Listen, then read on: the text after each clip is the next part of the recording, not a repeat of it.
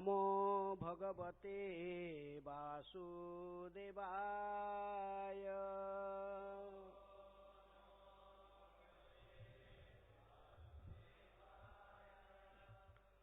ओम नमः भगवते वासुदेवाय।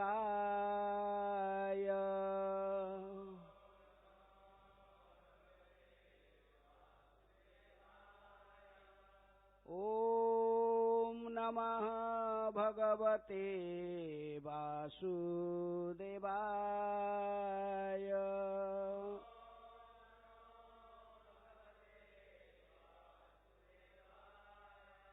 नारायणं नमस्कृत्य नरं चैव नरोत्तमं देवीं सरस्वतीं व्यासं ततो जयमुदीरये। नष्टप्रायेषु अभद्रेषु नित्यं भागवत सेवया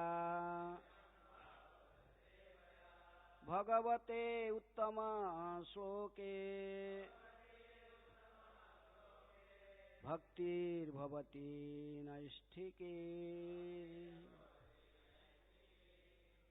श्रीमद् भागवतम से पाठ, अष्टम स्कंध, अध्याय 16, पयोव्रत पूजा विधि का पालन करना।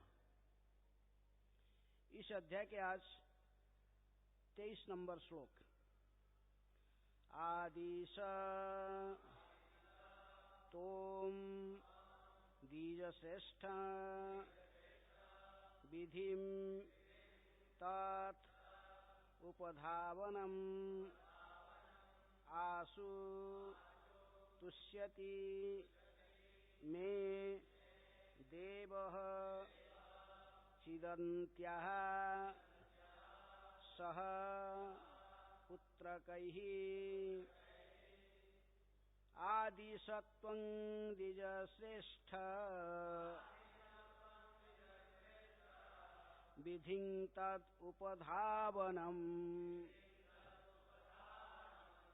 आसु तुष्यति मे देवः चिदन्त्यः सह पुत्रकैः। आदिसत्वं द्विजश्रेष्ठ विधिं तदुपधावनम् आसु तुष्यति मे देवः चिदन्त्यः सह पुत्रकैः। आदिसत्वं द्विजश्रेष्ठ विधि तदुपधावनम् आसु तुष्यति मे देवः चिदन्त्यः सह पुत्रकैः।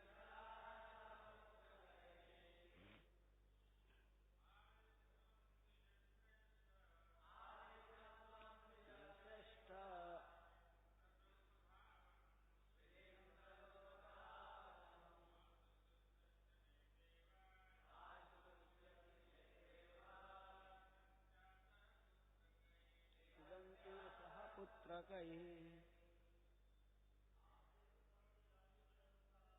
आदिसत्वं द्विजश्रेष्ठः विधिं तदुपधावनम् तुष्यति मे देव चिदन्त्यः सह पुत्रकैः। आदिसत्वं द्विजश्रेष्ठ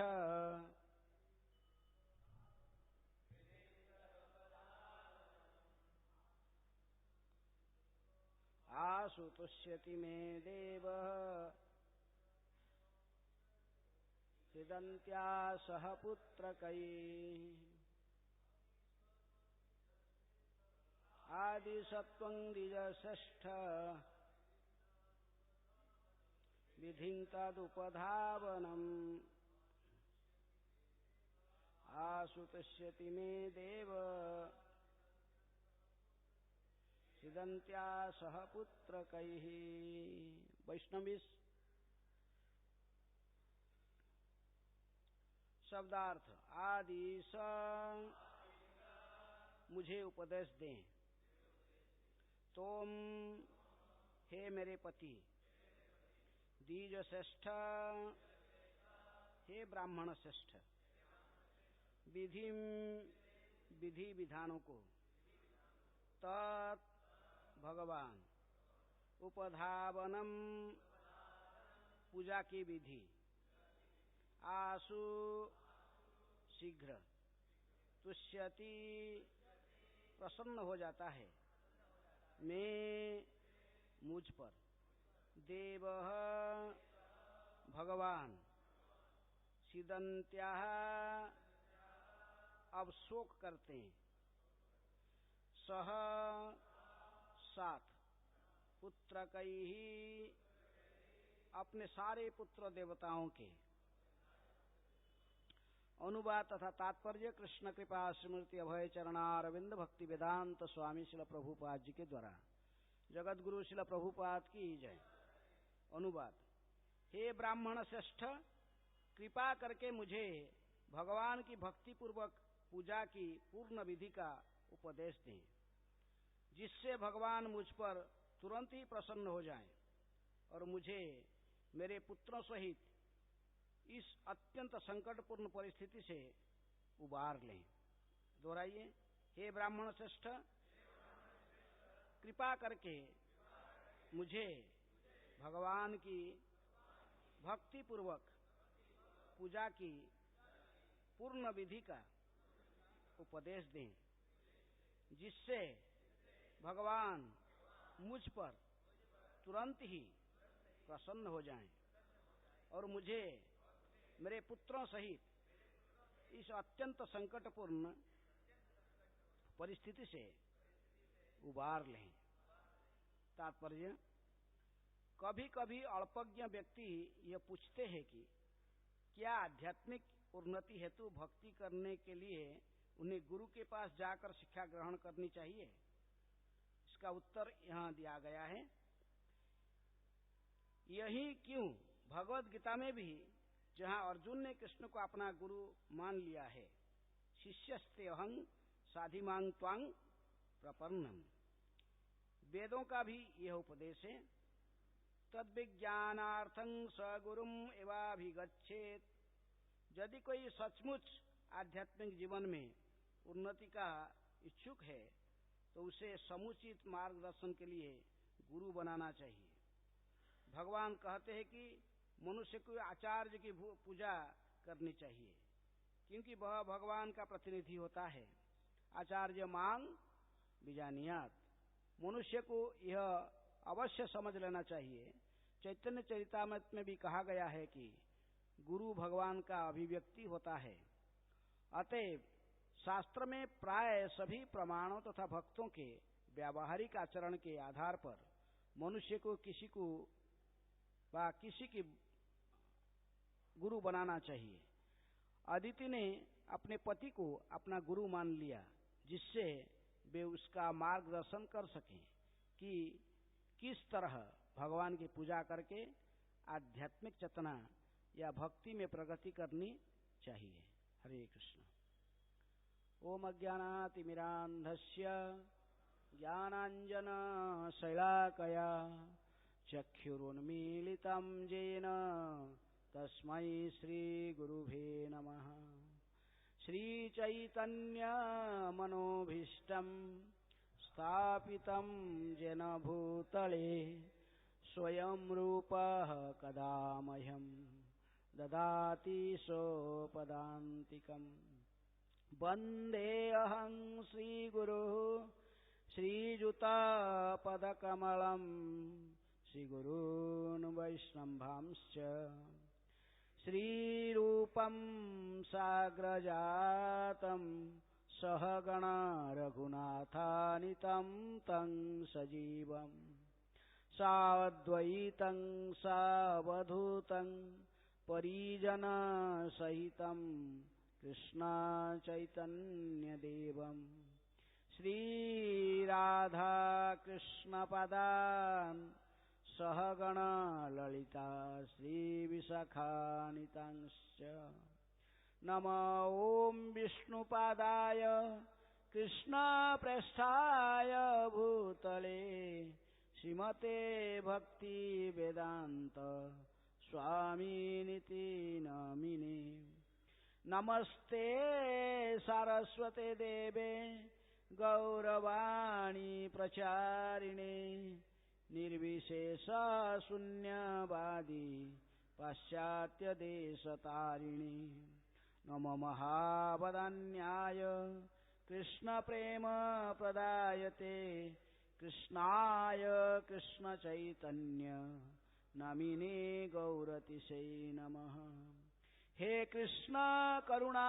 सिंधु दीनबंधु जगत्पते गोपेश गोपिका कांत राधा कांत नमस्तुते तप्त कांचन गौरांगी राधे वृंदावनेश्वरी वृषभानुसुते देवी प्रणमामि हरिप्रिये वाञ्छाकल्पतरुभ्यश्च कृपा सिन्धुभ्येव च पतितानां पावनेभ्यो वैष्णवेभ्यो नमो नमः श्रीकृष्ण चैतन्य प्रभु नित्यानंद श्री अद्वैत गदाधर श्रीवासादि गौर भक्तवृंद हरे कृष्णा कृष्णा कृष्णा हरे हरे हरे राम राम राम हरे हरे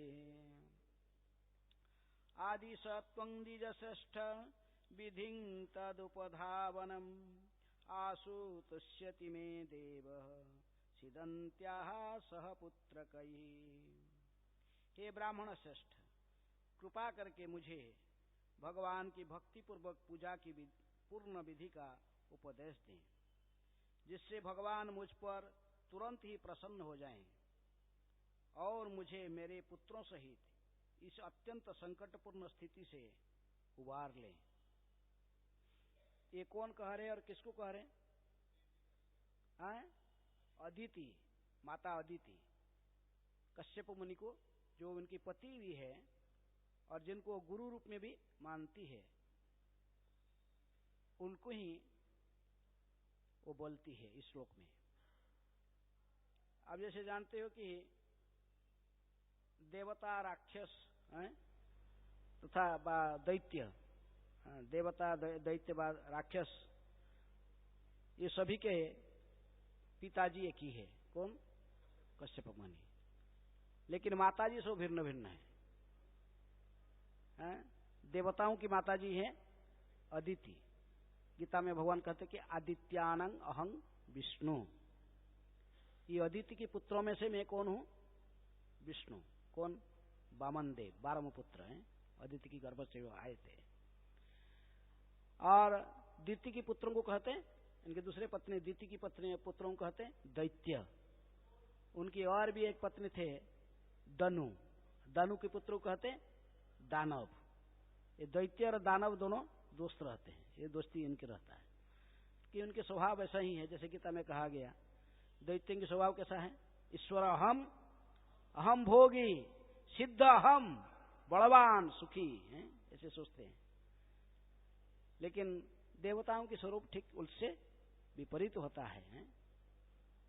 तो देवता लोग ने भगवान विष्णु की शरण में जाते हैं और ये दैत्य लोग व दानव लोग कभी भी भगवान की शरण में नहीं जाते हैं, इसलिए इनको राक्षस कहते हैं।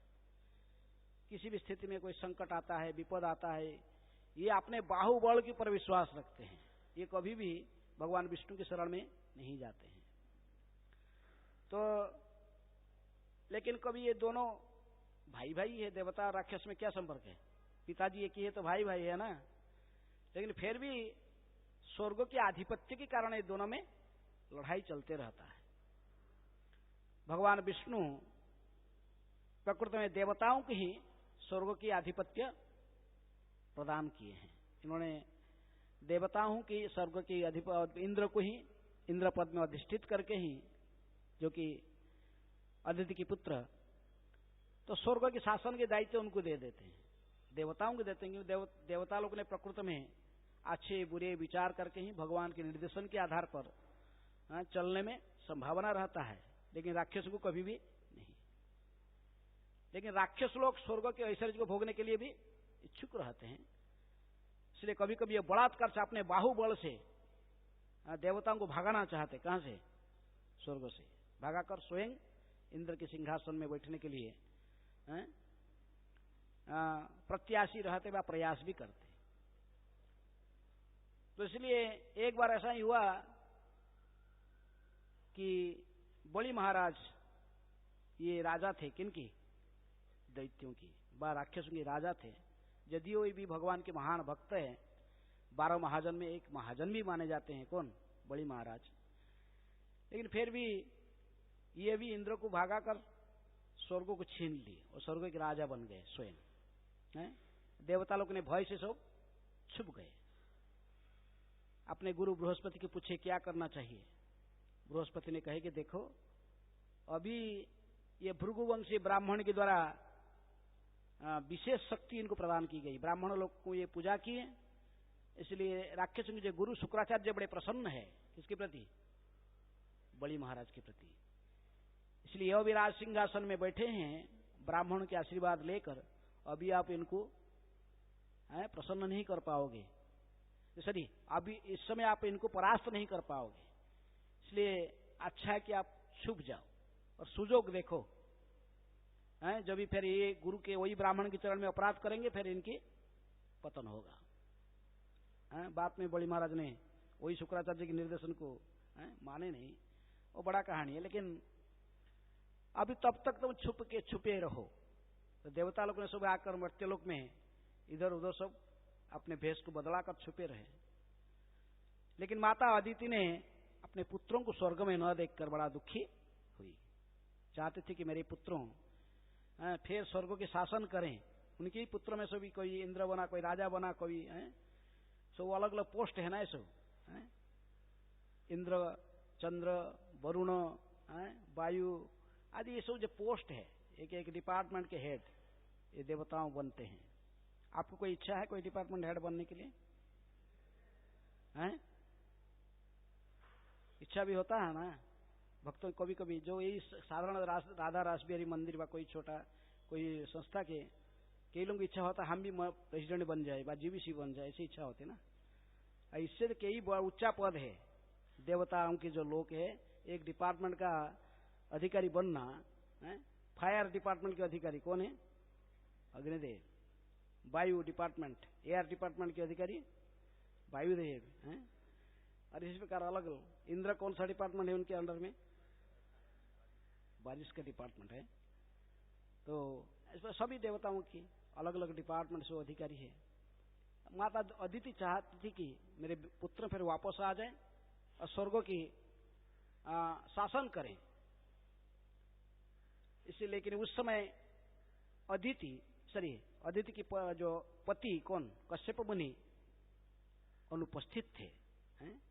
उन्होंने कठोर तपस्या करने के लिए, भगवान को प्रसन्न करने के लिए, तपस्या करने के लिए तपो दिव्य पुत्र कहा। शुद्धेन जैन सत्ता ऋषभदेव कहते हैं। फिर उन्होंने तपस्या में चले गए थे। कई दिनों की बात, कई हजारों साल तपस्या की बात, उन्होंने वापस आ रहे थे। हम मनुष्य की काउंटिंग में, अब मनुष्य में जब हमें 1 साल बीत जाता है, देवताओं की कितना दिन होता? 1 दिन होता।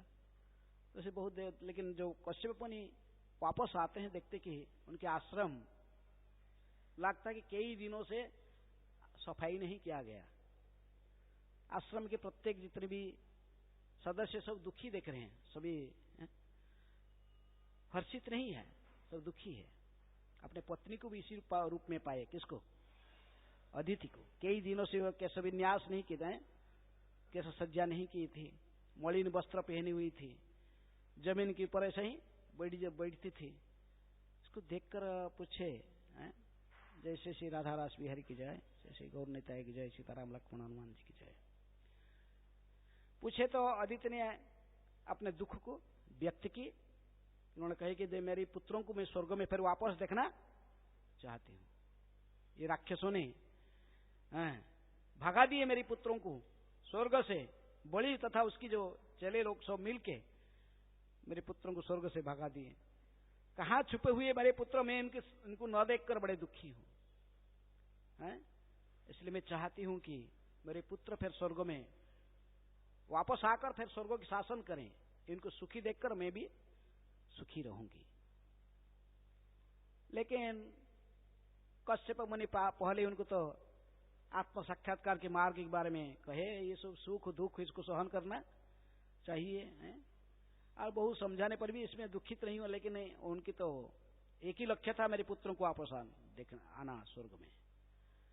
तो अंत में कश्यप मुनि कहते कि किसी भी व्यक्ति की समस्त प्रकार की इच्छाओं को पूर्ण करने के लिए अवश्य भगवान विष्णु की प्रसन्न करना चाहिए। भगवान विष्णु प्रसन्न होते हैं तो अवश्य हमारे समस्त दुख समाप्त हो जाते हैं, दुख की समस्या हल हो जाता है। इसलिए कहा जाता है कि जस्मिन तुष्टे जगत तुष्ट। जब भगवान विष्णु प्रसन्न हो जाते हैं सारा जगत ही प्रसन्न हो जाता है।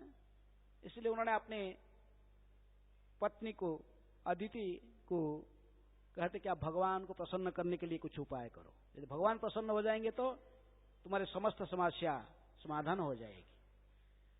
इसीलिए इसी प्रकार उन्होंने अपने कभी कभी दीति का भी समस्या हो गया था एक बार। दीति का भी पुत्र हिरण्यकशिपु को दोनों को नृसिंहदेव वध कर, नृसिंह और बराह वध कर दिए।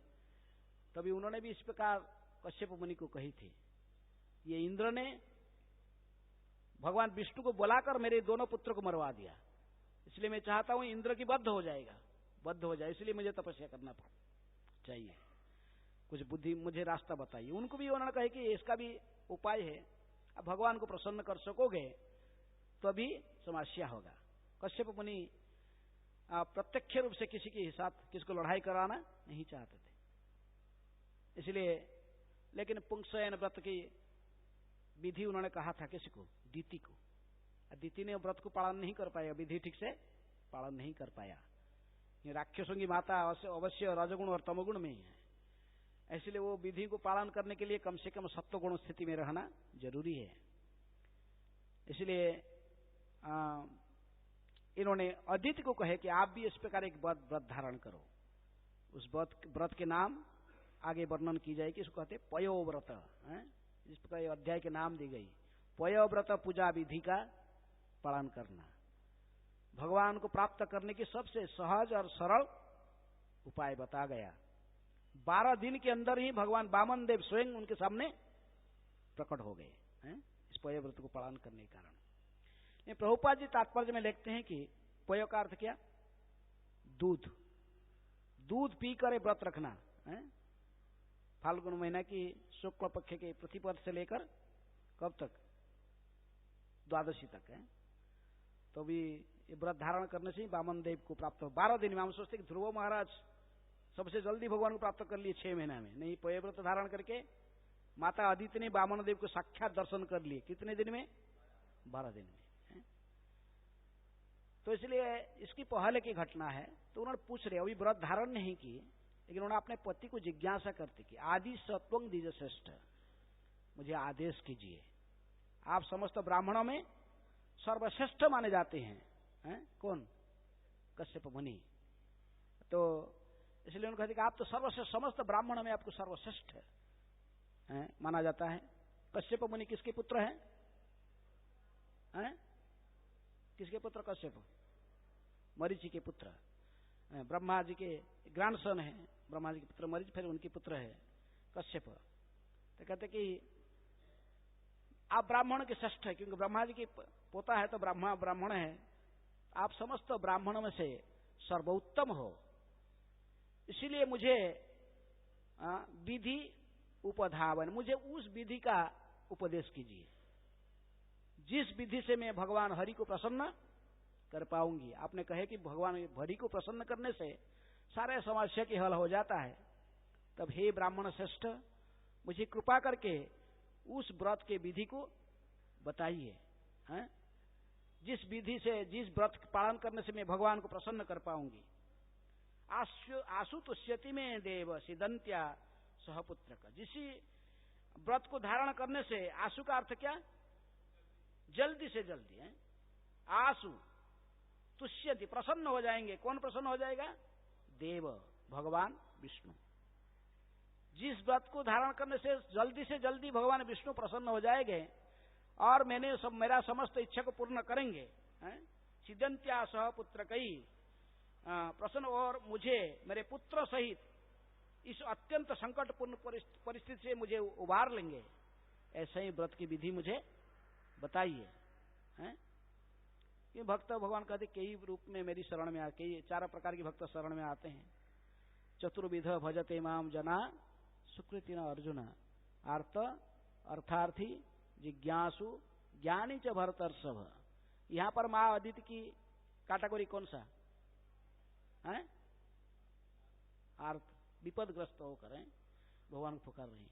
कहते मैं व्रत धारण करना चाहता हूं, भगवान की कृपा चाहता हूं, लेकिन वो मुख्य के लिए नहीं, व भक्ति के लिए नहीं। किसके लिए भगवान की शरण में जा रहे हैं? अपने पुत्रों को वापस चाहती है स्वर्ग में। इसलिए देवताएं बड़े सुकृतिवान होते हैं, और दुष्कृतिवान कौन होते हैं? राक्षस जो भगवान की शरण में नहीं जाते। न मांग दुष्कृति न मूढ़ा प्रपद्यन्ते, ये सब शरण में नहीं आते। इसलिए माता अदिति उस व्रत की विधि को, पयो व्रत की विधि को अपने पति से श्रवण करना चाहती, कैसे व्रत धारण, और व्रत धारण करने के लिए वो भी तैयार हैं। प्रभुपाद जी कहते कि यही प्रकृत में मार्ग है आध्यात्मिक जीवन में प्रवेश करने की। कुछ ऐसे अल्पज्ञ व्यक्ति होते हैं, कहते कि नहीं, हमको गुरु बनाने की कोई जरूरत नहीं है, किससे सीखने की जरूरत नहीं है, हम डायरेक्ट भगवान को प्राप्त कर सकते हैं, हम डायरेक्ट ऐसे ही प्रत्यक्ष रूप से भक्ति कर सकते, गुरु का क्या जरूरत है? इस कलि युग में कोई गुरु फुरु नहीं है। इस कलि युग में सब ऐसे ही है। इस युग में कोई जरूरत नहीं है। तो कहा गया कि हरे नाम इव केवलम कलौ नास्ते गतिरन्यथा। कलि युग में कोई दूसरी गति नहीं है, सिर्फ हरिनाम है। हम गुरु न बनाकर भी हरिनाम कर सकते हैं, हरिनाम करके ही उद्धार हो जाएंगे, बस कुछ भी दूसरे भी गुरु बनाने की क्या जरूरत है? कुछ ऐसे प्रभुपाद जी कहते कि ऐसे व्यक्ति पूछते हैं कि क्या आध्यात्मिक उन्नति हेतु भक्ति करने के लिए उन्हें हमें गुरु पास में जाकर शिक्षा ग्रहण करना क्या जरूरी है? प्रभुपाद जी कहते कि जरूरी है। गुरु के बिना भवसागर से उद्धार होना संभव नहीं है। यदि भी कोई सोचता है कि मैं हरिनाम के आश्रय लूंगा, लेकिन हरिनाम शुद्ध रूप से जप करने के लिए गुरु की आवश्यकता है, गुरु की सेवा करने की जरूरी है। छाड़िया वैष्णव सेवा निस्तार पाइछे केवा। वैष्णव की सेवा किए बिना, वैष्णव की कृपा के बिना, सदगुरु की कृपा के बिना कोई भी भवसागर से उद्धार नहीं हो सकता है। माया की फांस से मुक्त होना अपने प्रयास से संभव नहीं है। कोई बंधे हुए जीव है, कोई व्यक्ति बंधा हुआ है, बंधा हुआ स्वयं को कैसे स्वयं खोलेगा? खोल नहीं सकता। इसको खोलने के लिए कोई दूसरे व्यक्ति की आवश्यकता है, जो स्वयं ही भी खोले हो, जो मुक्त हो। इसलिए गुरु मुक्त पुरुष है, भगवान के महान भक्त होते हैं। इसलिए रूपा जी कोट करते कि आचार्य मांग विजानियात, भगवान स्वयं कहते कि मैं ही आचार्य के रूप में इस धरा पर प्रकट होता हूं। साक्षात हरित्वेन समस्त शास्त्र, सारे शास्त्र को की सिद्धांत है सदगुरु को साक्षात हरि के समान सम्मानित करना चाहिए।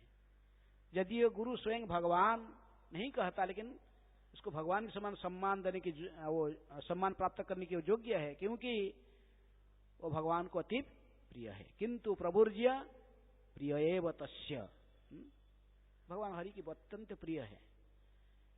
इसलिए भगवान बद्ध जीवों को उद्धार करने के लिए किसी विशेष जीव को शक्ति प्रदान करके ही भेजते हैं, इसलिए कभी कभी हम कहते हैं कि इनको शक्त्यावेश अवतार, ये शक्ति प्राप्त करते हैं, कृष्ण के द्वारा। तो प्रभुपाद जी का चैतन्य चरितामृत में भी कहा गया है इस बात को कि गुरु कृष्ण रूप हन शास्त्र प्रमाणे, गुरु रूपे कृष्ण कृपा करेन भक्तगणी। शास्त्र के प्रमाण दी गई कि गुरु कृष्ण हन शास्त्र रूप, गुरु जो होते हैं ये ही भगवान के ही दूसरे रूप है, इसलिए इनको कहते हैं कि आचार्य मांग बीजानिया। ये आचार्य के रूप में जो भूमिका निभाते हैं, असली आचार्य तो स्वयं सभी आचार्यों के आचार्य कौन है? कृष्णंग वंदे जगत गुरुम, भगवान ही आचार्य की भूमिका स्वयं निभाकर हमें गीता प्रदान किए हैं। लेकिन उन्हीं का ही प्रतिनिधि के रूप में फिर सदगुरु आते हैं चारों संप्रदाय में, ब्रह्म संप्रदाय, कुमार संप्रदाय, रुद्र संप्रदाय और श्री संप्रदाय। रामानुजाचार्य श्री संप्रदाय के आचार्य, माधवाचार्य ब्रह्म संप्रदाय के आचार्य, अभी इन दोनों का ही तिरुभाव आने वाला काल परसों है। और कुमार संप्रदाय के आचार्य निम्बार्क आचार्य, रुद्र संप्रदाय के आचार्य विष्णु स्वामी। ये आचार्यों की जरूरत है, इसलिए भगवान कहते कि मैं ही आचार्य के रूप में आकर शिक्षा देता हूं कैसे उनके धाम में जाना। भगवान के धाम में कैसे जाना है भगवान स्वयं बताते हैं, किसके माध्यम से बताते हैं? आचार्यों के माध्यम से। इसलिए गुरु ही कृष्ण की भूमिका, कृष्ण की कृष्ण रूप, गुरु कृष्ण रूप हन शास्त्र प्रमाण, शास्त्र के प्रमाण ली गई है। प्रभुपाद जी वहां पर भी इसको कोट करते हैं, आचार्य मांग बीजानी आता है। मूर्तीय बुद्धि में, साधारण भौतिक बुद्धि में गुरु को नहीं देखना चाहिए, तो गुरु भगवान का ही विशेष प्रतिनिधि होते हैं। भगवान से जो वाणियां में सुनते हैं, बस जो गीता को डायरेक्ट पढ़ते हैं, उसी सिद्धांत को परंपरा से सदगुरु हमारे पास में पहुंचाते हैं। इसलिए गुरु रूपे कृष्ण ने कृपा करें भक्तगणे, गुरु रूप में ही कृष्ण हमको कृपा करते हैं। इसलिए हम गुरुवाष्टक में अंतिम श्लोक में कहते हैं, क्या कहते हैं? यस्य प्रसादात् भगवत प्रसादो यस्य अप्रसादान् न गति कुतोपि ध्यायं स्तुवन्तस्य जस त्रिसन्ध्यं वंदे गुरु श्री चरणारविंदम। जिनकी प्रसन्नता से कृष्ण प्रसन्न हो जाते हैं, जो अप्रसन्न होने से भगवान भी स्वयं अप्रसन्न हो जाते हैं, ऐसे गुरुदेव की मैं त्रिसंध्या में वंदना करता हूं। सुबह सूर्य उदय के पहले और फिर सूर्य उदय के ठीक पहले ब्रह्म मुहूर्त में, फिर दोपहर को, मध्याह्न में, फिर संध्या में 3 बार मैं सदगुरु को प्रणाम करता हूं, उनकी वंदना करता हूं। इसलिए गुरु के प्रसन्न किए बिना कोई कृष्ण को कैसे प्राप्त करेगा? ये संभव नहीं है। बद्ध जीव को अवश्य गुरु स्वीकार करना चाहिए। जैसे रूप गोस्वामी भक्ति रसामृत सिंधु में कहते कि आदौ गुरु पादाश्रय, भक्ति के शुभारंभ करने के लिए सबसे पहले गुरु को स्वीकार करना जरूरी है। आदौ गुरु पादाश्रय, गुरु की शरण लिए बिना कोई शुद्ध नाम लेना संभव नहीं है। कोई कहते कि नहीं हरे नाम लेते रहेंगे, नाम प्रभु हमको उद्धार कर देंगे, है? लेकिन यदि वो चैतन्य महाप्रभु स्वयं भी कहते हैं चैतन्य चरितामृत में, दीक्षा पुरस्सर्जा विधि अपेक्षा न करे, जिह्वा स्पर्शे अचांडाले सवारे उधारे। हरिनाम की महिमा को कहते हुए कहते कि हरिनाम का जप करना व हरिनाम के उच्चारण करना ये दीक्षा तक प्रतीक्षा नहीं करता है। हम दीक्षा जब नहीं लिए थे तभी भी हरिनाम करते थे। इसकन में आते हैं आपको पहले कहते हरिनाम करो, दीक्षा पुरस्चरण विधि, अन्य अन्य मंत्र को पुरस्चरण करने के लिए कुछ इतनी बार आप जपा करोगे तब ये सिद्ध होगा मंत्र, ऐसे कहते हैं। इतने करोड़ जप करोगे तब ये मंत्र सिद्ध हो जाता है। लेकिन हरिनाम ऑलरेडी सिद्ध मंत्र है, उसको सिद्धि करने का कोई जरूरत नहीं है। इतनी है, इसको पुरस्चरण विधि अपेक्षा नहीं करता हरिनाम। दीक्षा पुरस्चरण विधि अपेक्षा न करे, जिह्वा स्पर्शे अचांडाले सवारे उधारे। यदि कोई जिह्वा में भगवान के नाम को उच्चारण करता है अजामिल की तरफ, और जामिल तो जान के भी नहीं किया, लड़का के नाम रख दिया था नारायण। नारायण पुकारते ही विष्णुदूत आ गए, इनको भगा दिए। किनको? जमदूतों को। लेकिन अजामिल के समान मुक्ति हमको नहीं चाहिए। अजामिल कहाँ कोई ऐसे करके नामाभास से अजामिल वैकुंठ गेला रे, आभास नाम लिया और उसको विष्णुदूत जमदूत से छुड़ा लिए। लेकिन फिर भी उन्होंने घर बार छोड़ के हरिद्वार जाकर तपस्या करके शुद्ध नाम लेने के बाद गया। जब तक हम सदगुरु स्वीकार नहीं करते हैं भगवत धाम पहुंचना संभव नहीं है। इन्हें तुरंत ले गए, इसको तुरंत ले गए विष्णुदूत नहीं, मुक्त कर ऐसे छोड़ा, इसको दिए टाइम फिर शुद्ध नाम लेने की। जब तक हमारे मन में भौतिक इच्छाएं भरे रहते हैं हम इसे मार्चिंग करके भगवत धाम नहीं जा सकते हैं। समस्त भौतिक इच्छा से मुक्त होने के बाद भगवत धाम में प्रवेश की जाती है। इसलिए प्रभुपाद जी हमें सलाह देते कि तात्पर्य में तद्विज्ञातम स गुरु वेदों में कोट करते, वेद से कहते कि तद विज्ञानार्थं स गुरु में अभिगच्छेत। इसलिए दिव्य ज्ञान को जानने के लिए, भगवान के पास में पहुंचने के लिए, विधि को जानने के लिए हमें अवश्य सदगुरु स्वीकार करना चाहिए कि तत्वदर्शी गुरु के पास में जाकर सीखना चाहिए। जैसे गीता में भगवान भी कहते हैं, चौथा अध्याय के 34 नंबर श्लोक में क्या कहते हैं? तद्विधि प्रणिपातेन परिप्रश्नेन सेवया उपदेक्ष्यन्ति ते ज्ञानम ज्ञानिनः तत्वदर्शिनः। तद्विधि, विधि पूर्वक शास्त्र विधि के आधार पर गुरु के पास आदो गुरु पदाश्रय शास्त्र विधि का है। इसलिए सबसे पहले गुरु के पास में जाना चाहिए। लेकिन प्रणिपात, सेवा, फिर परिप्रश्न, इन प्रश्न है। तुम्हारे पास में है जी, हमारे पास में गुरु के चरण में समर्पण की भावना नहीं है, हम इनको आत्म तत्वदर्शी नहीं मानते हैं, तो फिर इनसे जिज्ञासा करने की आवश्यकता नहीं है। प्रणिपात परिप्रश्न है, उनको पहले सम्मान करना चाहिए, उनकी सेवा करना चाहिए, फिर इनसे जिज्ञासा करना चाहिए। प्रणिपातेन तद्विधि प्रणिपातेन परिप्रश्नेन सेवया। फिर जो तत्वदर्शी गुरु जो सत्य को दर्शन किया है वो हमें सत्य को सत्य के मार्ग में भक्ति में अग्रसर होने के लिए वो हमको मार्ग दर्शा सकता है। जो सत्य को दर्शन किया हमको भी सत्य के बारे में बता सकता है। ऐसे सदगुरु को ढूंढ करना जरूरी है। गुरु की कृपा के बिना कोई भी कृष्ण को प्राप्त नहीं कर सकता है। उसी बात को प्रभुपाद ने समझा रहे हैं कि करके ये अदिति ने इसकी एक साक्षात उदाहरण प्रस्तुत करती है। वो भगवान को प्रसन्न करना चाहती है, लेकिन प्रसन्न करने के लिए वो जानती है कि किसी ना किसी से किसी को गुरु बनाना पड़ेगी। इसलिए उन्होंने अपने पति को ही अपने गुरु रूप में मान ली और उनसे दैन्यता से नम्रता से पूछ रही बा, इनको कह रही नम्रता से करके आदि सत्वं दीजिए, मुझे आदेश कीजिए।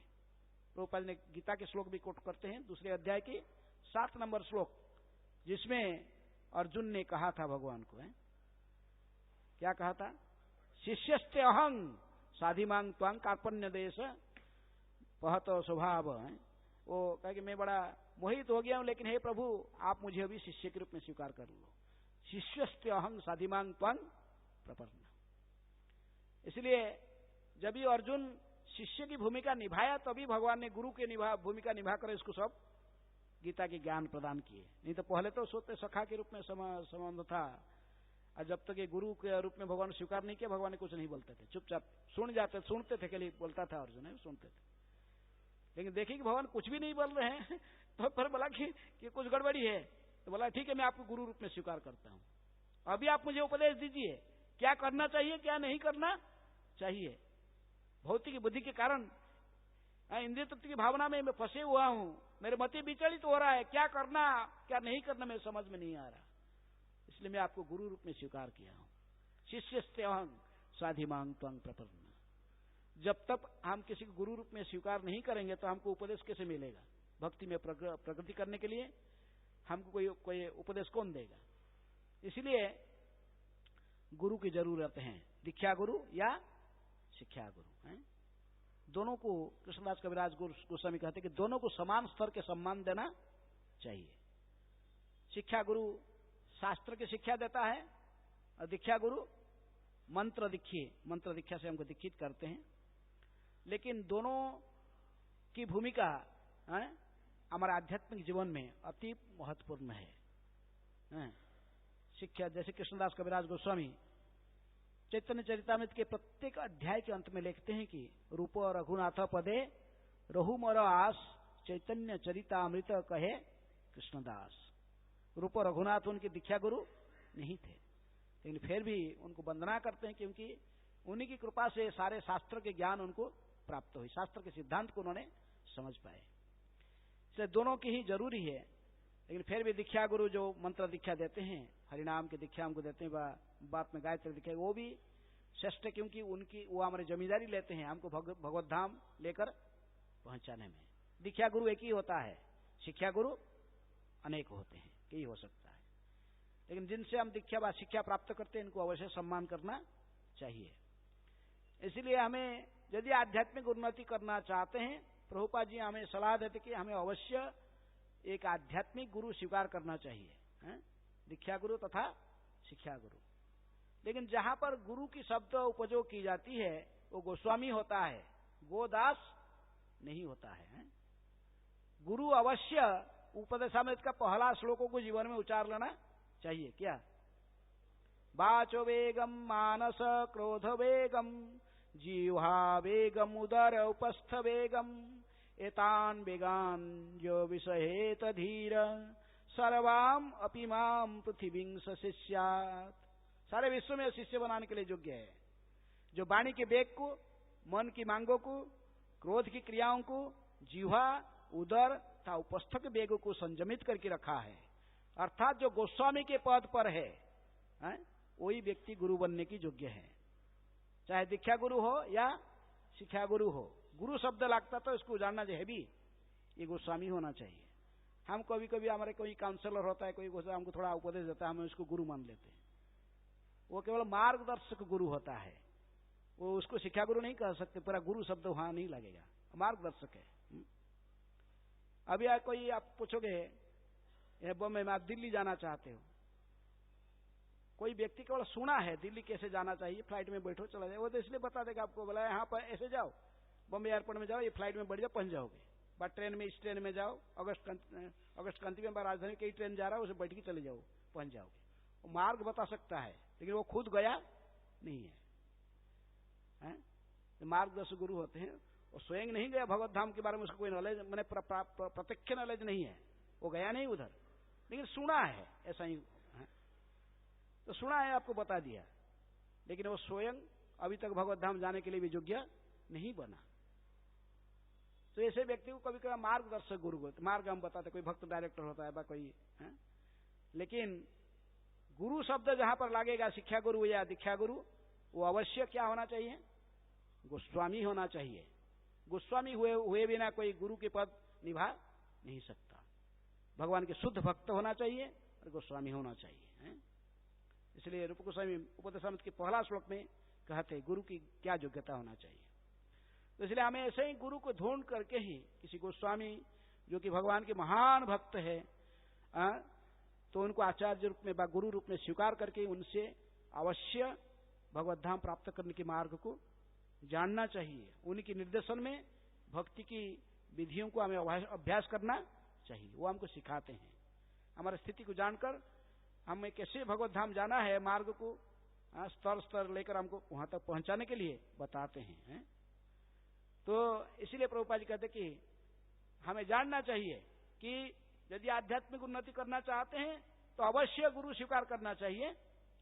दीक्षा काले शिष्य करे आत्मसमर्पण, सही सम कृष्ण सही काले कृष्ण तारे करे आत्मसम। जब दीक्षा हम लेते हैं गुरु से, हम आत्मसमर्पण कर देते हैं। दीक्षा लेने के बाद इस शरीर के ऊपर हमारा अधिकार नहीं रहता है, हम कायो मानो मनो वाक्य में संपूर्ण रूप में समर्पित हो गए गुरु के चरण में। दीक्षा का अर्थ ही होता है शरीर के ऊपर हमारा अधिकार नहीं है। अधिकार किसका हो गया? गुरु का। गुरु जैसे चाहे हमको ऐसे ही चलाएगा, पर हमारा शरीर उसी की सेवा में है, शरीर हमारा मन वाणी सभी हम गुरु की सेवा में समर्पित कर दिए, तभी तो कृष्ण हमको आत्मसम कर लेते, हमको अपना लेते हैं। यदि कोई गुरु के चरण में, उनके शुद्ध भक्त के चरण में समर्पित हो जाता है, भक्त ही भक्त जन प्रिय। भगवान कहते अम्बरीश के उपाख्यान में दुर्वासा को कहते कि मेरे भक्त तो मुझे प्रिय है, अहं भक्त पराधीन ही अस्वतंत्र ही वदिज। हे ब्राह्मण, मैं भक्त की भक्ति में पराधीन हूं। उसी नेक्स्ट लाइन में कहते कि भक्तिर भक्त जन प्रिय, मेरे भक्त तो मुझे प्रिय है, लेकिन मेरे भक्तों को चरण को जो आश्रय करके रहा है, ये ऐसे भक्तों की भक्त भी मुझे प्रिय है। इसलिए सदगुरु की जो शुद्ध भक्त, उनके चरण में आश्रय करने से हम भगवान को प्राप्त कर सकते हैं। तो इसलिए गुरु के चरण में समर्पित होते तो हम फिर सब कुछ समर्पण करते हैं, केवल देखवा नहीं। जैसे साधारण मायावादी लोग, बाहर के लोग क्या करते हैं कि दीक्षा हो गया, कथा भागवत कथा, कुछ कथा चल रहा था, कथा की बात नहीं, अभी महाराज दीक्षा देंगे, आ जाओ सब लाइन में, फीस डिपॉजिट करो, 2100 डिपॉजिट करो और हो गया दीक्षा। गुरु शिष्य का साक्षात्कार भी नहीं है, सीधा आ गया, दीक्षा हो गया, फोटो मिल गया, गुरु जी का फोटो मिल गया, बस लेके टांग दिया, बस घर में हमारे शिष्य गुरु है, लोगों को दिखाने के लिए देखो ये मेरा गुरु है, बस गुरु से कोई संपर्क नहीं रहता। ऐसे दीक्षा अनुमोदित नहीं है शास्त्र में। अवश्य गुरु और शिष्य परस्पर को जानना चाहिए, दोनों में संपर्क होना चाहिए। गुरु भी शिष्य को जानना चाहिए, शिष्य भी गुरु को जानना चाहिए। गुरु से कैसे होगा? इसलिए इसकर में कम से कम तो 1 साल प्रतीक्षा करना पड़ता है। शिष्य गुरु को जाने, गुरु शिष्य को भी जाने, ये आध्यात्मिक पिता है। पिता पुत्र में संपर्क नहीं तो कैसे गुरु दीक्षा है? तो इसलिए ये दीक्षा पद्धति स्कंद में शास्त्र के आधार पर है। ये गुरु भी शिष्य को जाने, शिष्य भी गुरु को जाने, और परस्पर में ये गुरु के पास में जैसे योग्यता कहा गया, शिष्य के पास में भी कुछ योग्यता होना जरूरी है।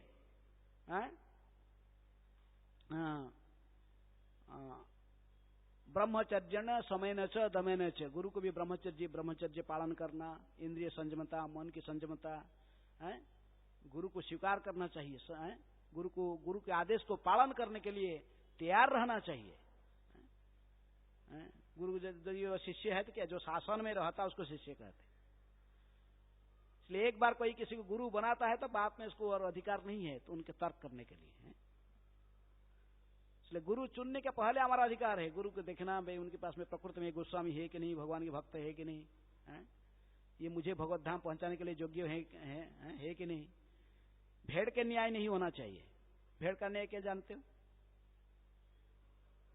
तो भेड़ का तो पूरा ग्रुप आ रहे हैं, वही व्यक्ति सामने खड़ा रहता, लेकिन वो जानता है कि तो पहले जो फास्ट जो भेड़ आया उसकी सामने एक लाठी को से ऊंचा थोड़ा रख देगा, तो भेड़ पहला वाला भेड़ क्या करेगा, जंपिंग करके चला जाएगा। बाद में वो भेड़ लाठी निकाल लिया, लेकिन सारे भेड़ वही जंपिंग करेगा। पहला भेड़ जहां जंपिंग किया सारे आएंगे वही जंपिंग करेंगे। इसी प्रकार हम देखते भाई वो दिखा लिया, हम दिखा लिया, वो दी लिया, हम भी सो रहे, वही से वो चले पीछे। ऐसा नहीं होता है। शिष्य को अवश्य गुरु की योग्यता का पर ध्यान देना जो पहले दीक्षा लेने के पहले सो अधिकार है, लेकिन दीक्षा लेने के बाद गुरु को साक्षात हरित्वेन समस्त शास्त्र ही, उसी प्रकार उनको सम्मानित करना चाहिए।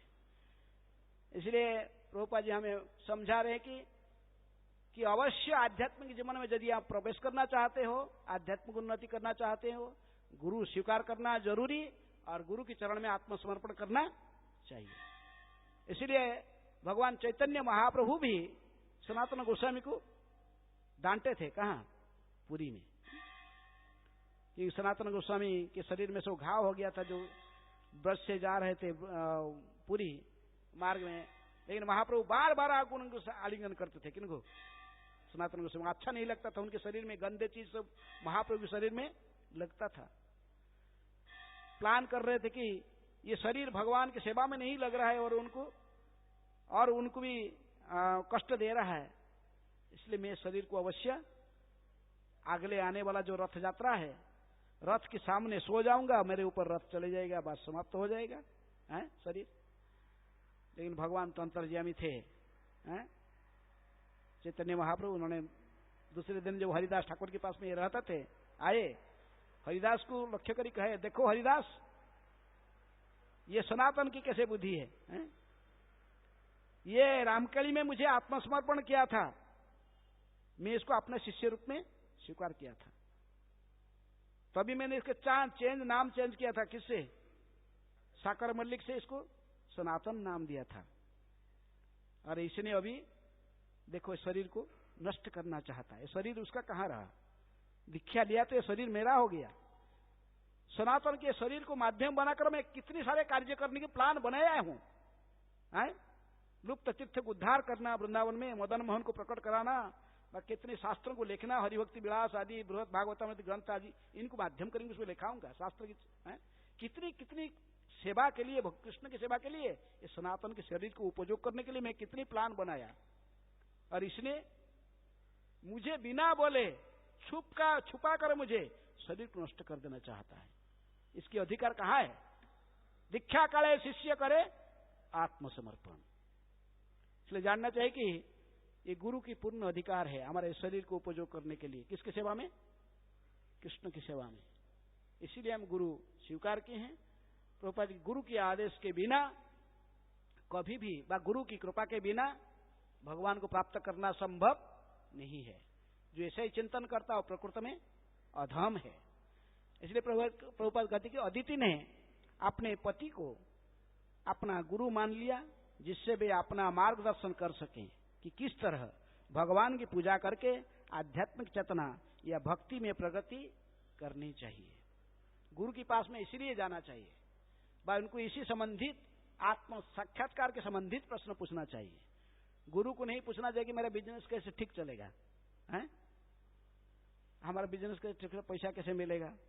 कुछ गुरु है ना, बाएं गुरु नंबर दे दे, बोला ये नंबर का लॉटरी खरीद लो, मिल जाएगा। गुरु की जाके ऐसा नहीं, फालतू प्रश्न नहीं पूछना चाहिए। बिजनेस कैसे चलता है, इंद्रिय तृप्ति की भावना है, इंद्रिय तृप्ति की भावना के संबंधित प्रश्न सब, इसके लिए गुरु नहीं है। गुरु को आप आध्यात्मिक दिग में कैसे उन्नति करोगे, उस संबंधित प्रश्न पूछना चाहिए। आध्यात्म विद्या विद्यानांग, जितनी विद्या संसार में है उनमें से भगवान कहते कि मैं आध्यात्म विद्या हूं। इसलिए आध्यात्मिक ज्ञान संबंधित ज्ञान गुरु से जिज्ञासा करना, उनके साथ चर्चा होना चाहिए। गुरु भगवान के महान भक्त है, वो फालतू बात चर्चा नहीं करता है। इसलिए भगवान कहते कि मत्चीता मद्गत प्राण बोधयंत परस्परम कथयंत माम नित्याम तुष्यंति च रमंति च। मेरे भक्त के लक्षण क्या है? जब परस्पर को मिलते हैं केवल भगवान के बारे में चर्चा करते, प्रगल्भ नहीं करते हैं।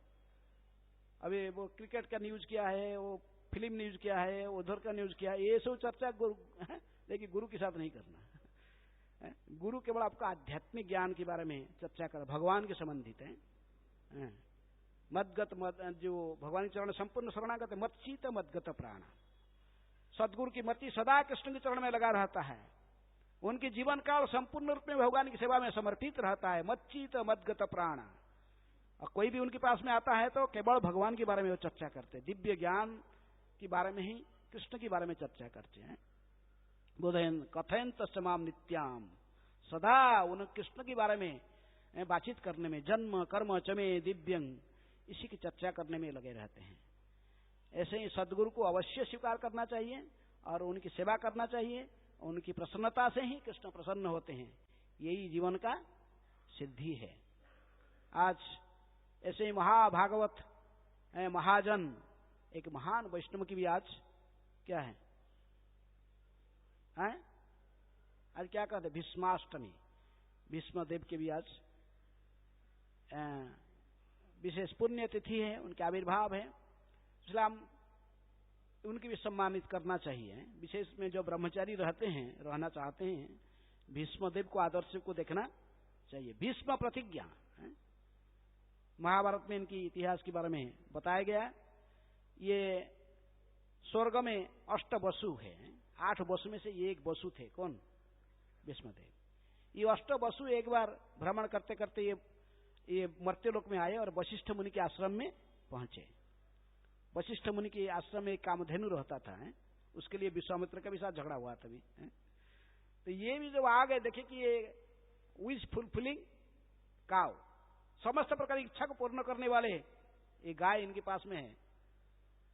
तो उनमें से एक वसु, 8 वसु में से देव है, इसे स्पेलिंग क्या है, DOIN, देव नाम की एक जो वसु, 8 वसु में से भाई, इसके नाम अन्यत्र कहा गया कि विभास है, विभास नाम के जो एक वसु था, उन्होंने अपने स्त्री कहने पर इसको उसके स्त्री ने कहा कि ये गाय को ले जाएंगे, ये बाबा क्या करेगा इधर से मर्त्य लोक में, इसको है हम स्वर्ग में ले जाएंगे, हमारे पास में रखेंगे, गाय मुझे बहुत अच्छा लगती है। तो अपने पत्नी कहने पर ये जो विभास नाम की जो देव नाम की जो वसु ने, इन्होंने गाय को चुरा के ले जाने के लिए अन्य वसुओं की भी सहायता मांगा। वो लोग बोले ठीक है, तुम तो हमारे दोस्त हो, हम मदद करेंगे, चलो। तो गाय को चुराने के लिए ये लोग ने जो प्लान बनाया, बलात्कार से गाय को खींच के ले जाना चाहते थे। पता लग गया किनको, वशिष्ठ ऋषि को। वशिष्ठ मुनि ने अभिशाप दिया, तुम सभी मर्त्यलोक में मानव जोनि में चले जाओ। तो ये बात को सुनकर सब भयभीत, फिर तुरंत ही अपने अपने त्रुटि को समझकर सब माफी मांगने लगे। लेकिन वशिष्ठ मुनि कहे कि अभिशाप तो मैं दे चुका, मुख से वाणी निकल चुका, ये सत्य होगा, लेकिन तुम लोग सभी जन्म लेके ही तुरंत फिर शरीर त्याग दोगे, फिर आ जाओगे ऊपर।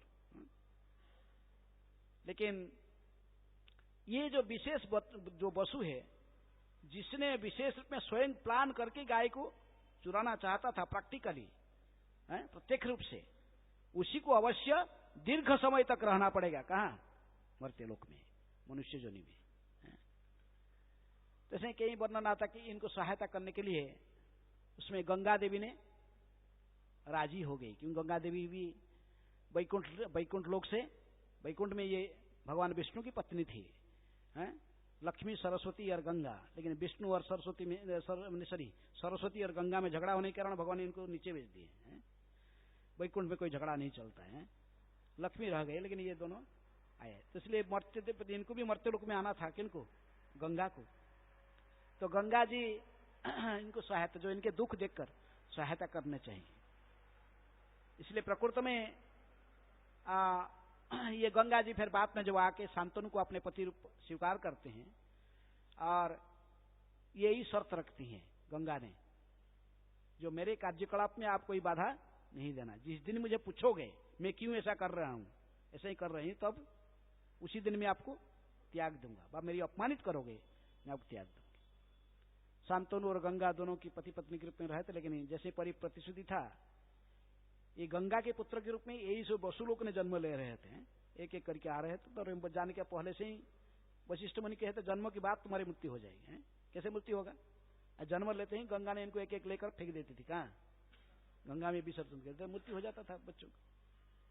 7 तो मर गए, 7 अष्टम वसु, 8 लड़का, 8वां लड़का है विष्णु गंगा के।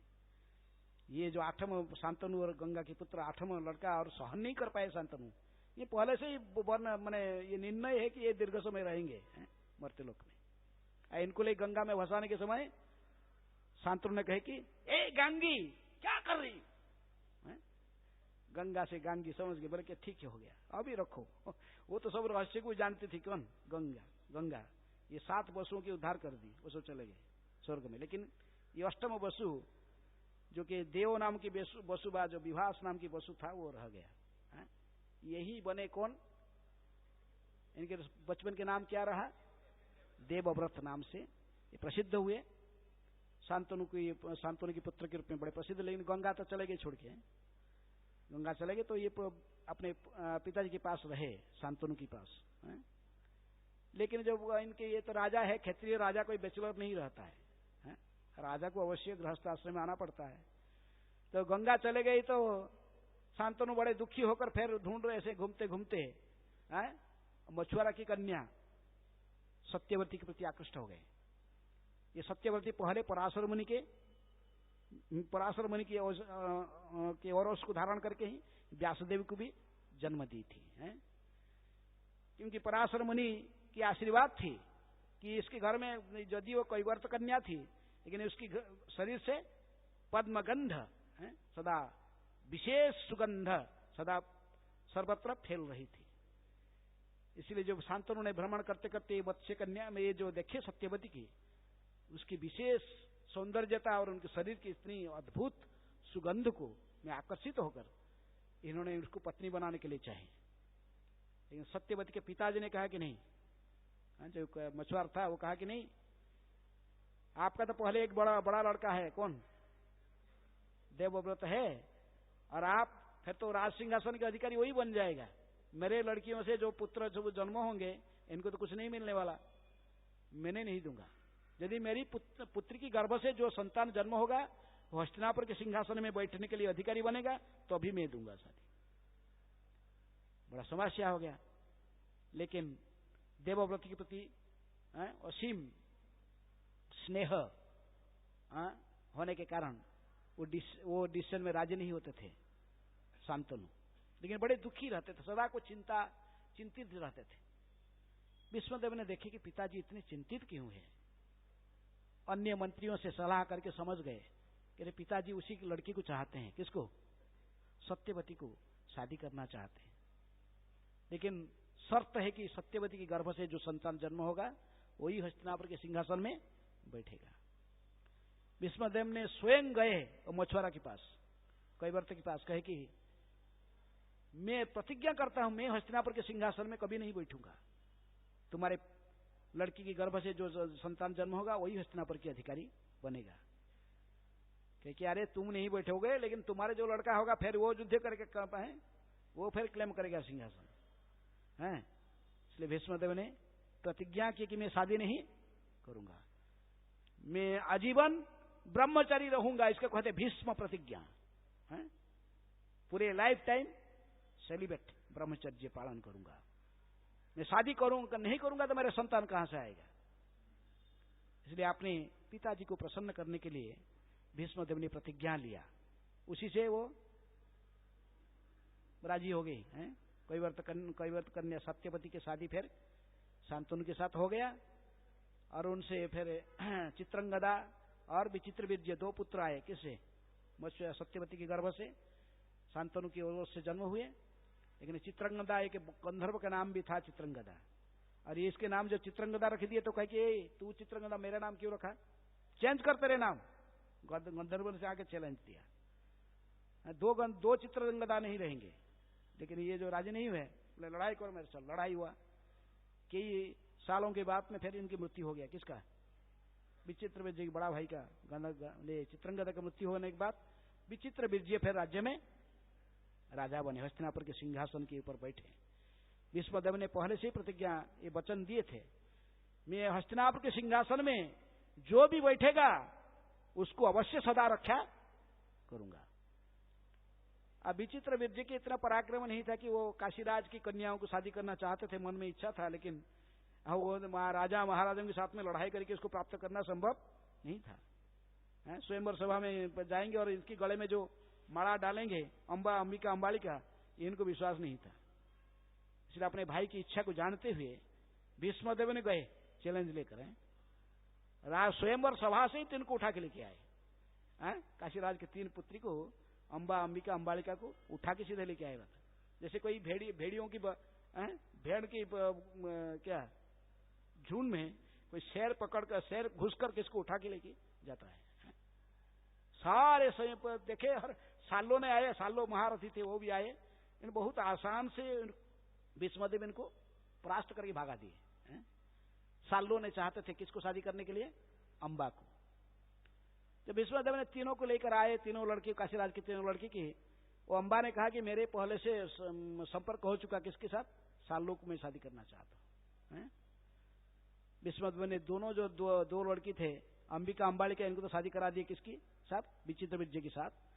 अंबा को छोड़ दिए, लेकिन अंबा जब वापस जाती है सालों के साथ शादी करने के लिए, सालों कहता है कि तुमको दूसरा पुरुष टच करके बाहु पकड़ के खींच के लेके गया, मैं तो शादी नहीं करूंगा। इसलिए अंबा ने वापस आकर कहे कि आप मुझे मेरे शरीर को स्पर्श करके, मुझे हाथ पकड़ के, मेरे बाहु को पकड़ कर खींच के लाए और रथ में, तुम मुझे शादी करो। भीष्म तो प्रतिज्ञा ले चुके, पहले मना कर दिया, मैं तुम्हें शादी नहीं कर सकता हूं, ये वचन में दिया हूं मेरे पिताजी को, मैं ब्रह्मचारी रहूंगा। तो उससे उन्होंने परशुराम के पास गई अम्बा ने। परशुराम किसके युद्ध गुरु थे? भीष्मदेव के। परशुराम आए चैलेंज करने के लिए, मेरी बात नहीं सुनोगे, जानते हैं मैं कौन हूं, 21 बार निखित्र किया हूं दुनिया को, अब तुम बाकी रह गया है? लेकिन भीष्मदेव अपने प्रतिज्ञा से अटल रहे। देख रहे थे कि परशुराम तो नीचे खड़े हैं, ये रथ के ऊपर बैठे। परशुराम उनको गुरु जी को कहे कि आप कृपा करके रथ के ऊपर आइए, रथ में मैं रथ में बैठा हूं तो आप भी रथ में बैठिए युद्ध करने के समय। लेकिन परशुराम हंसने लगे, बोले तुम दिव्य दृष्टि से देख, चर्म चक्षु से नहीं देख सकते हो। देख रहे थे कि जिस वो बैठे हुए धरती के रथ में बैठे हुए, कौन? स्वयं माता धरती की है। तो इसलिए वो दिव्य रथ में बैठते हुए इनको देखा। देखी कि भीष्मदेव ने युद्ध प्रारंभ हुआ, युद्ध में कोई किसको परास्त नहीं करने में सक्षम नहीं हुए। लेकिन भीष्मदेव ने अत्यंत क्रोधित होकर अंत में पाशुपत अस्त्र उठा लिए, जिस अस्त्र को सारी दुनिया समाप्त हो जाती है, शंकर जी के अस्त्र, दिव्यास्त्र। लेकिन ये दिव्यास्त्र को प्रतिरोध करने का उपाय इनको पता नहीं था। किसको? परशुराम को। तो इसलिए स्वयं देवता लोग ने आकर फिर रुके। ब्रह्मा जी कहे कि ये सब समाप्त हो जाएगा, युद्ध बंद करो। युद्ध समाप्त हो गया। परशुराम इनको परास्त नहीं कर पाए। किसको? जिसको परशुराम ही परास्त नहीं कर पाए तो उनको कौन परास्त करेगा? भीष्म। इसलिए किसी भी बैटल, किसी भी युद्ध नहीं है जिसमें वो परास्त हुए। स्वेच्छा से केवल अर्जुन को अपने मृत्यु का उपाय बताकर वो शरीर त्यागे। लेकिन इसलिए जो से ये अंबाद देखा कि उसकी इच्छा पूर्ण नहीं हुई, परशुराम भी आके कहेंगे माफ करना, ये संभव नहीं है, तुम दोनों की कंप्रोमाइज कर लो। लेकिन वो कंप्रोमाइज नहीं की तो क्रोधित होकर जाकर शंकर जी को और तपस्या करके शंकर जी को प्रसन्न किया। कहा कि इस जन्म में नहीं है तो अगला जन्म में इसके मृत्यु का कारण बनूंगी। किसके? इसलिए ब्रह्मचारियों को कभी माताओं से कभी झगड़ा नहीं करना, किसी स्त्री से। ब्रह्मचारी जो झगड़ा करेगा, कहते कि हट होता है, स्त्री हट नहीं तो बाल हट। ये हट पकड़ लेते नहीं छोड़ते हैं, जिद्दी पकड़ लेते छोड़ना मुश्किल है। अम्बा ने फिर कहा गया शंकर को प्रसन्न करके ही अगला जन्म में शिखंडी बनकर आया है। पुरुष के शरीर में स्त्री का स्वभाव से स्त्री का रहा, लेकिन शरीर पुरुष का मिल गया। और इसके कारण ये मृत्यु का कारण बनी। किसकी? भीष्मदेव की। अर्जुन के रथ के सामने अर्जुन को है। भीष्मदेव ने स्वयं कहे, जब तक मेरे हाथ में अस्त्र रहेगा ये तीनों लोक में कोई व्यक्ति नहीं है मुझे परास्त करने वाला। मेरी मृत्यु होना नहीं, मुझे मृत्यु होगा जब मैं स्वयं चाहूंगा तभी मृत्यु होगा। इच्छा मृत्यु की वरदान था शांतनु से, पिताजी से। तो पांडव लोगों ने कहे कि अच्छा है कि पितामह आप स्वयं ही अपने हस्त में हमको विनाश कर दो। भीष्मदेव कहे कि नहीं, मैं नहीं चाहता हूं, मैं चाहता हूं युधिष्ठिर ही हस्तिनापुर के सिंहासन में बैठे, धर्मराज के शासन में प्रजा सुखी रहेंगे। लेकिन कहे कि मुझे हटाने के लिए मैं तो पिताजी को वचन दिया हूं कि जो भी हस्तिनापुर सिंहासन में बैठा रहेगा उसको अवश्य मैं समर्थन करके उसको रक्षा करूंगा। क्योंकि अभी दुर्योधन बैठा है धृतराष्ट्र के पुत्र के रूप में, तो इसीलिए मुझे तो युद्ध अवश्य करना पड़ेगा। लेकिन मैं कैसे युद्ध से हटूंगा उपाय बताता हूं।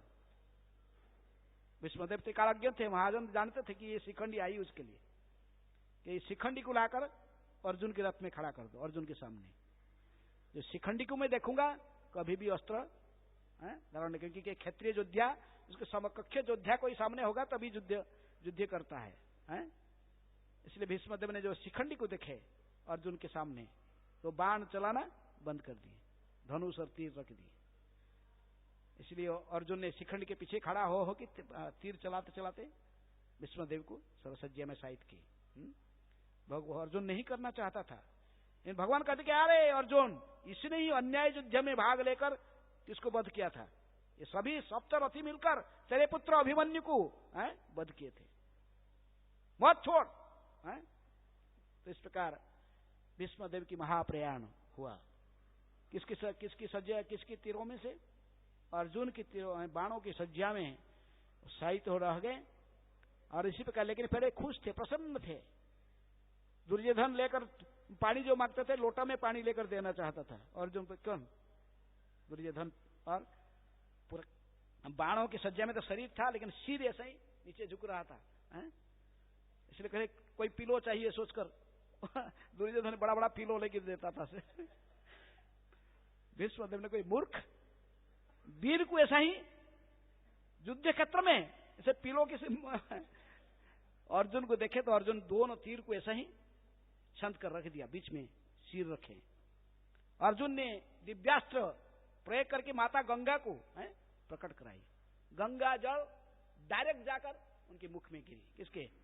भीष्मदेव के मुख में। भीष्मदेव गंगा जल को पीते हुए शरीर, पहले तो अर्जुन की तीरों में से, बाणों से सारे खून शरीर से निकाल गए थे।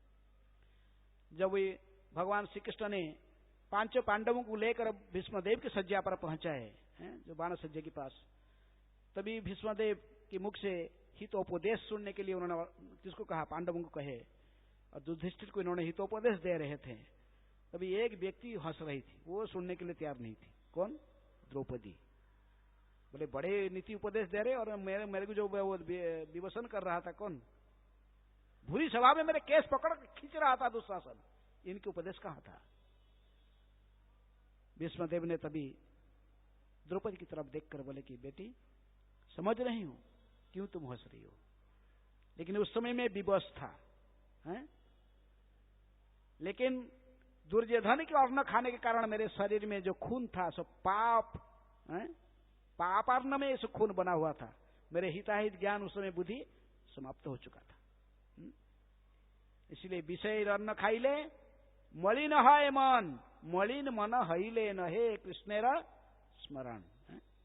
बड़ा अच्छा लगता है फीस्ट खाना है, किसी घर में कोई लाइफ मेंबर के घर में इनविटेशन आता है, बहुत अच्छा से पहले से मेनू दे देते हैं, बासमती चावल, पनीर, सब पहले से मेनू जाता है।